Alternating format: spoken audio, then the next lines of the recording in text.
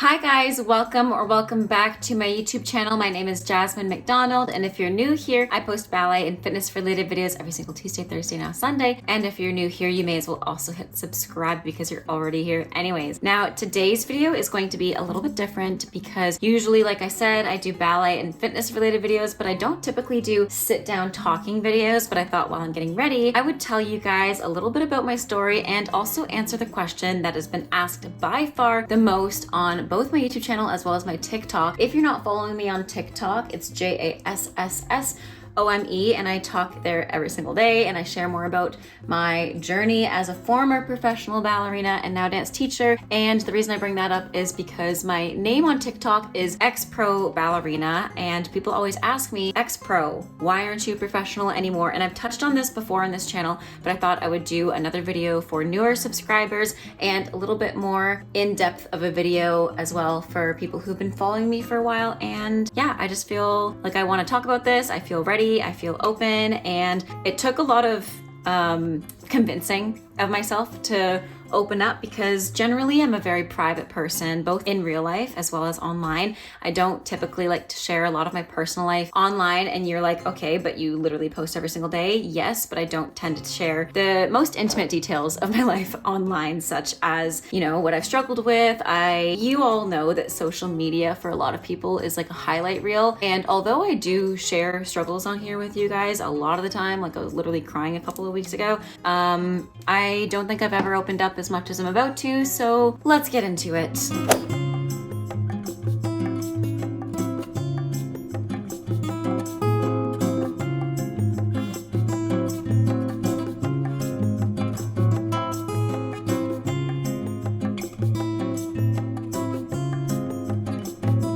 like I said, I'm just going to be getting ready at the same time, and I'm currently applying the glow drops from Typology. I just love the glow that they give me. But we're gonna start at the very beginning. And at the very beginning, I started dance when I was a kid. I actually started with music first. I loved piano. I loved music. I loved gymnastics as well, but then when I started dance, I knew that was for me and I kept with it.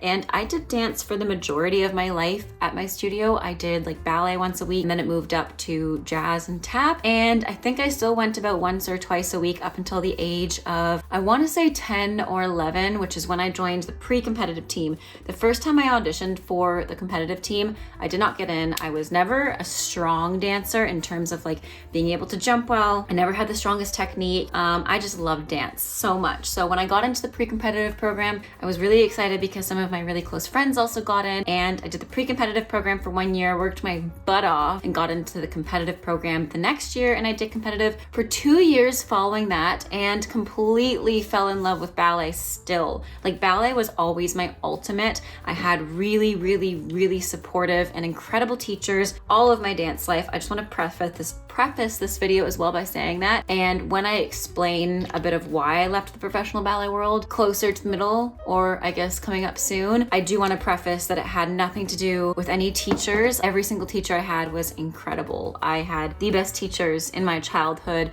and when I was in school. But let's go back to where we were talking about. I was talking about the competitive program. And while I was in the competitive program, my duet partner, I did a ballet duet for 2 years. She went to Canada's National Ballet School, and she went there for 1 summer, got into the full-time program, and she's an incredible dancer. And I wanted to audition as well because our teacher told the both of us that we should really audition because, you know, we had the drive, we had the natural capabilities that you look for in dance. And for those of you who don't know, typically that's just like archy feet, hyperextended legs. I'm not saying this is what I think a dancer's body should be at all in the slightest. I literally think that every body is a dancer's body, and whatever your body looks like, it's a dancer's body. I just want to put that out there. But at ballet schools, that's typically what they used to look for. I can't attest to that now. But anyways, I auditioned the first time. I did not get in, and I was shattered. I was heartbroken. I had never experienced that level of rejection because I had been leading up to this moment since my teacher said I should try out the summer program there. I went home every single night and I would Google the ballet schools or like watch documentaries on ballet schools. There was this one documentary I loved rewatching over and over and over again about the New York City Ballet students. And it came with the Nutcracker, the Barbie Nutcracker DVD, and I used to watch it religiously in my bedroom and just like dream about a life going to ballet school and, you know, being in a dorm with my friends and being able to dedicate most of my time to ballet. And I just look back on that time and I was such a dreamer and I just truly tried to manifest it. So I didn't get in the first time. And I was heartbroken and shattered. So that following year, I worked my butt off again because I told myself, I'm going to audition again and I'm going to get in this time. I am going to get in. I was very, very driven and I was very determined to get in. So I auditioned a second time and I did not get in. But they did call my parents 5 days later and they offered me a spot to the summer program. Although they did say, don't get her hopes up because she was very behind compared to the other girls her age. So she likely won't get a spot for the full-time program. But at that time, I didn't care because I just wanted to try the summer. I just wanted to go to a school where they focused just on ballet. I loved my competitive team. I loved dance. But, you know, even through that, I just knew I loved ballet. It was my favorite thing. I breathed ballet. When I got home from school and home from dance, I loved dance. Don't get me wrong. Like I loved competition. I loved other styles. But when I would get home from dance, I just watched ballet videos over and over and over again. My parents can attest to that. I loved ballet. I'd stretch all the time. I absolutely loved it. So after getting into the program, I went for that summer. And after I believe 2 or 2.5 weeks, they called and offered me a full-time program. And they said that I worked really hard and improved incredibly. And they saw how dedicated I was. And that summer, actually, guys, I didn't even get into the summer class that was my age. I was with like kids that were like 3 years younger than me. And I felt so bad about myself at first. And I called my mom crying that I wasn't in the class with my friends. Like I literally had like my best friends, my roommates at the time, and they were in the upper level class with kids their age and I was with the younger kids and I felt like, oh my gosh, like I just want to be with my friends. I felt embarrassed. I know I shouldn't have felt embarrassed, but I did. And that's how I felt. I'm just saying how I felt. I just wanted to be with my friends and I didn't like the feeling of being with kids younger. I don't think any 14-year-old would want to be with like 9-year-olds in a class ideally. But after a few days giving it a go, I worked really hard. I loved going to class. I loved the atmosphere. My teachers were incredible. My teachers loved me. I loved them. And I ended up going to the school for the next 6 years. And even within that journey, it was a bit of a struggle. I'm not going to lie, because even though I got in, I was still very behind compared to the girls my group and my age. I was actually, again, in like, there's 2 classes within our grade. So it wasn't that one was like the good class and one was the less good class. It was just one class was clearly the girls or the dancers that were not as strong and needed to focus on strength, because I can probably confidently say that all of us in that group were like very hypermobile, had very high arches and like flexibility for days, but we weren't that strong. Like we just weren't as strong as some of the other girls in the other classes. So even within that, I was like, oh, like, why can't I ever be the best in the class? You know, I just always wanted to be, I don't know, I was competitive. That's all I can say. I was pretty competitive, but in a good way. And it always was like that until I was a professional. So the 6 years that I was in ballet school, ups and downs, I would say the highlights of it were the performances and making friends and keeping those friends. Some of my closest friends to this day, including my best friend in my life, is from that school and from my class. I love her to death. But like I said, there were some struggles within that, and the struggles came within the second year. The first year was the first year was a bit of a struggle too, I'm not gonna lie. Me and my roommate did not get along. We did not get along in the slightest. We did for the first few months, and then all of a sudden it just kind of flipped, and I'm not saying it was on either of our parts. I think it was just we didn't get along, and we were 13, 14-year-old girls. I won't get into that because that's not completely my prerogative and my story to explain, and I've explained it on TikTok before. It was pretty heartbreaking because I thought we were friends, but apparently we weren't. But that's besides the point. So the first year was a bit of a struggle with that, just because you don't want to go to your room and not be going to like a best friend. You know what I mean? So that's okay. It worked out in the end, and the next year was the year that I found out my dad was sick, and that was pretty devastating, and that held a lot of weight for me that year, and I struggled a lot with that. And I was also diagnosed with hypothyroidism, And that's when things started with how I looked at myself and like my body image. And I won't get too into detail about that just because I want to keep this video not too dark. But in grade 10 was also like the height of Brandy Melville, Tumblr, and I was chronically online. You guys think I'm online a lot now, but I was really online. Like in my free time, I was always on Tumblr and reposting Tumblr posts, and I compared myself a lot. I was really bad for that. Even in class and out of class, I was really bad for comparing myself to other girls and how they looked and their body types versus mine. And I also want to preface this by saying I was never told by any teacher I had to change anything about my body. I never experienced any kind of shaming.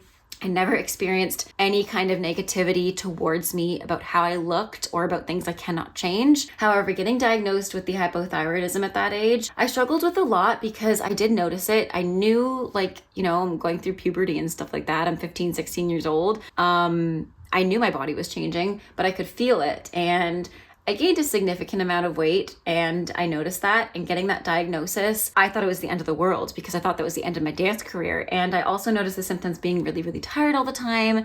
Luckily, I worked with a really good nutritionist and dietitian with that and my doctor, and we got that all sorted with my health. But at the same time, you know, I had my dad's health looming in the back, and I think balancing that and also trying to live healthily, seeing all this stuff online with Tumblr posts, you know, with Victoria's Secret workout and Victoria's Secret angels, and also in the back of my mind being like, okay, I have to really watch what I eat and exercise because of this thyroid condition, you know, because I'd worked with a dietitian and she gave me like a list of things that I should try to implement more to help. And basically they had told me that my thyroid was super underactive. So there was also things that I had to avoid just to prioritize the health and to make my body function the best, essentially. So it was all led by a doctor. It was all very, very healthy, but my brain was just so afraid of not being perfect. And like I said, nobody had ever told me to look a certain way or that my body wasn't good enough, but I just took things really personally. Like I remember this one house parent had told me one day that my shorts were way too small. I outgrew them and the shorts were brand new. And I just felt so bad because I was like, wait, are these not my size anymore? And I just internalized a lot of things that I shouldn't have. But looking back at it, I am proud of how far I've come and I wouldn't change anything for the world. And I also just want to preface this whole entire thing by saying, like I said in the beginning, it took a lot of convincing of myself to post this video because I prioritize my peace a lot and I only let in a very few amount of people that I've only ever talked to about these things before, both in person and online. But anyways, back to the story. I struggled a lot with my body image in grade 10 and 11, especially in grade 11 was probably one of the worst years. And grade 12. Grade 12 was the year I lost my dad. He lost his battle with his health. And that was definitely the hardest year to go through. That was, honestly, I feel like I just blacked out in that year. I don't remember a lot of it. Even when sometimes people ask me, oh, I remember grade 12 when this happened or blah, blah, blah. I'm like, no, not at all. I just feel like that year I felt like a zombie because, I mean, dealing with that kind of a thing at 16, 17 years old is hard enough as it is, but also, you know, battling with your own mental health struggles. So grade 11 and 12 was difficult. Grade 10 wasn't as bad, but grade 11 was when I experienced my first heartbreak. You know, my boyfriend at the time had broken up with me and my dad was sick and it was just a whole year of sadness. That's all I can explain it. But as we continue, grade 12, things start to look up. The end of the year, you know, I graduate. Still very sad because I wanted my dad to be there, obviously. But then I do the post-secondary program and my health starts to turn around because I basically was given an ultimatum that if I didn't fix the habits that I was doing, I was, you know, treating my body really poorly. I wasn't eating enough. I wasn't prioritizing my health. I was just going through the motions and showing up to class and not taking care of myself. And people noticed. And I was given the ultimatum by my director. And that worked. I will say that worked. It felt mean at the time, but it worked. And I ended up doing the post-secondary program. And because I was starting to take care of my health, I got injured because there's only so long that you can dance without fueling your body. There's only so long you can dance and continue to push yourself without a break until something breaks. So finally in I guess the post-secondary program is when I got my first huge injury, which was a stress fracture in my calcaneus, which is your heel bone. And that sucked. That was my first real injury. A lot of people had been injured in school, and I actually had perfect attendance aside from the time that my father passed. I had perfect attendance otherwise, and I was pretty proud of that. And I was very sad to be told that I was not able to dance for 6 weeks. So I went back as soon as I could, and it still hurt. So I had to put a boot on, and I was off for an additional 8 weeks. So I pretty much lost my whole entire post-secondary first year. So I ended up being offered a second year because then I could just redo what I missed. So I did the second year, and within the second year, I got a job in Germany. Yay, my first job. It wasn't paid, but it was like an exchange program kind of a thing. But I was working for a company. I was actually doing big girl stuff. I was working at a ballet company, dancing on stage, doing a paid job, but as an exchange program. Like, they did pay for my room and board and food and stay and everything in the plane. Incredible experience. Would not take it back. And that year I decided to audition in Europe. I auditioned a couple of times in North America and in the US, but with no luck. And I think I want to say I did like 8 to 10 auditions. The first one that I did was when I was in grade 12. I did like 5 auditions in the first year. And then the second year I did 3, and then I think I did an additional like 8. Okay, so that's a lot more than 8 to 10 auditions. I did a lot of auditions, and I got no's the whole entire time. And at this time, I had pretty much recovered with my health. I was pretty confident in the way that my body looked, and it wasn't until auditions that I wasn't. Because nearly every audition I got a no, except for the very last one, which we'll get to in a minute. But in one of them that sent me into a spiral, the director had actually called me fat. And I was nowhere near it. Like, it was just so horrible for him to say that, first of all. I don't condone that in the slightest.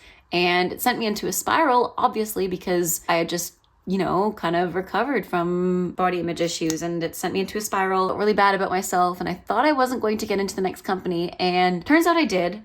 And I took that job, and I lived abroad for 5 years. And within that, I made the best friends ever. I hold these friends still dear to my heart. I love them with my whole heart. That is the biggest sadness I feel with leaving that place. But we're finally at the part where I explain to you why I left the professional ballet world. And I need to tell you all this story because everything kind of builds up to this. And in the past, I've told you guys I left because financially they weren't paying me enough and I wanted to move back home. And although that's part of the reason, the biggest reason was, and again, I've never talked to a lot of people about this, but my mental health struggle at the time. And my biggest hope with this kind of a video is that this reaches somebody and helps somebody in a way, just to let you know that you're not alone, and you should ask for help if you are struggling with your mental health, and it can turn to physical health, because that's what it did for me. So within my years there, the first year, great, but I was told over and over and over and over again that my body wasn't good enough. And I had already struggled with that kind of a thing before, and I thought I was over it, but clearly I wasn't. So when people told me that I had to look a certain way, I did the worst habits you could think. And I won't get into that too much, but it was very unhealthy. I have formed a lot of unhealthy habits while I was there. And that led to having more injuries, of course, because when you don't take care of your body as an athlete, as a dancer, as an artist, as someone who uses their body daily for their work, you're going to injure yourself if you don't take care of it. So I ended up with the first year, I think I tore some tendon or something. I don't really know what I did. I just know I had to do a lot of physio for it and take a lot of time off, but my foot really hurt. I'm almost certain that it was a stress fracture, but we just did an x-ray and they saw my ligaments were all messed up. So they started doing ultrasounds and I had some time off, and it was my other foot. So it wasn't even the one that I broke before, but it was like really sharp pain. So I took a few months off, and that was, I think, my second year. So I went back for my third year, and my third year in the company, I was feeling a little bit more confident in my body. I still wasn't taking care of it though. I was feeling okay mentally, but I wasn't taking care of myself, which still isn't good. Like there's obviously like another underlying symptom if you're not taking care of yourself, but that's besides the point. I got injured my 3rd year as well. I got injured with a femoral stress fracture, which is your femur bone. If you guys don't know what your femur is, it's your big leg bone. It's the biggest bone in your body, I think. But anyways, it's like the worst bone that you can break. And I had a hairline fracture in it. It was a stress fracture, but it felt like my hip. So I kept dancing on it for a really long time till the point I could not move. Like I literally woke up out of bed one morning and I texted the guy I was seeing at the time saying I could not move out of my bed. And we went to the hospital. They were like, oh yeah, it's probably nothing. We're not gonna do any scans, but it's probably just like back pain. I was like, feels a lot more than back pain. But anyways, they sent me home and that guy dumped me, which is kind of funny. So I was bedridden, and then I got an MRI and the doctor validated it. He was like, yeah, you have a femoral stress fracture. And if you hadn't come in, you literally would have completely broken it and you probably wouldn't have been able to dance again, and you may have had to have surgery. When you're older, you might have to have surgery if you keep dancing, because when he did the x-ray and the MRIs, he noticed that this was something that would have happened regardless, but it was sped up because I wasn't taking care of myself and I didn't give myself a break. Like even the summers that I was off, the winters that I was off, the off season, I was training, I was working, and I was pushing myself past my limits. But the top of the femoral head, actually for most people, it sits in the socket pretty nicely. But for me, it's almost to the cusp of my pelvis. So when I turn out, it hits really easily. And that's exactly where it fractured, he was telling me. And he said, basically, the top of my femoral head for my body is too big because my hips are too small. So ballet just, I guess, long-term wasn't something that was good for my hips if I kept working the way I did. But now I'm a trainer, I know how to properly turn out and not force it. But anyway, so I had a femoral stress fracture, a bunch of pulled ligaments, and I was pretty much bedridden for like 12 weeks. And that did not serve me well. That did not serve my mental health well, but I clearly needed the rest because I'd pushed myself once again.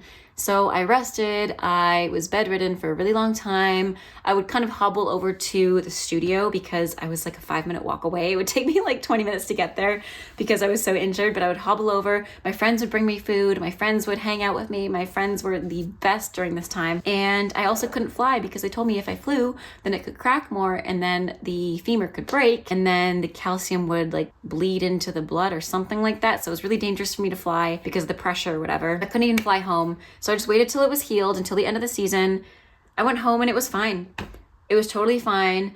And that actually was probably the best thing that could have happened to me because it felt like it was the worst thing ever. It forced me to take care of myself. It forced me to eat properly. It forced me to listen to my body, and it forced me to appreciate my body in general because, you know, nothing is as eye-opening that you're not taking care of yourself as when you're forced to be bedridden for that amount of time. And I just appreciated everything that my body has done for me and everything that it can do. So in that summer, that's actually when I met Steven, and my happiness went up like crazy. And I just noticed how much I loved being home, how much I loved being off dance at that time, because really dance wasn't the thing that was making my mental health spiral and my body image worse, because nobody told me when I was a teenager, at least, and when I was in school, that I needed to change my body. It wasn't until I was professional, but the person that told me that I wasn't good enough was myself. And I think my relationship with dance drastically changed as I got older because I really internalized a lot of negativity with dance. So I noticed in that summer, I just needed a break.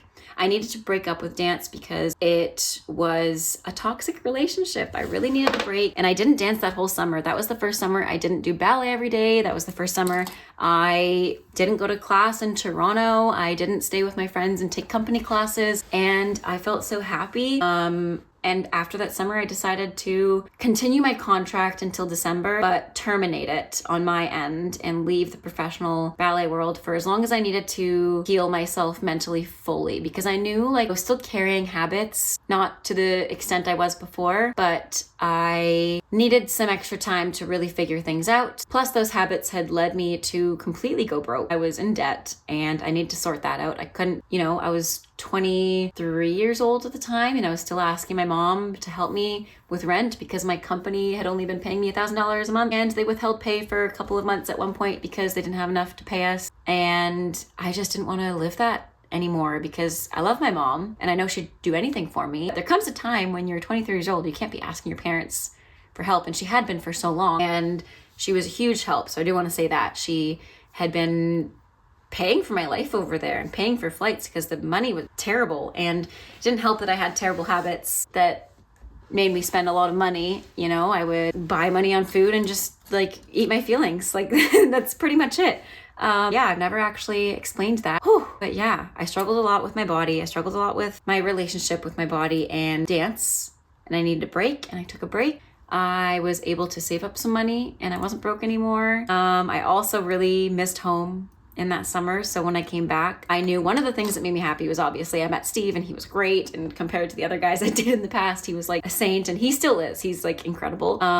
But also being home was just familiar and comfy. I missed my friends, and I still miss my friends. That's the biggest thing I miss. And now that I've had some time to reflect and some time to heal, I miss ballet a lot, but I needed to do it for myself because it wasn't healthy at the time. And I don't regret my decision at all. I love dance teaching. I love what I do now. I love my life, but there are times that I do miss dancing and miss my job, but I wouldn't trade anything for the world. I don't want to change my experience because I've grown into a person that I love, and I've grown into a person that I'm proud of. You know, I have a stable job, I have a stable home, I have a stable relationship. I am completely 100% recovered in terms of the way I look at my body. I could care less what I look like, you know. I don't put the same pressures on myself anymore. I don't put any kind of pressure on myself. I just live and love. That's pretty much it.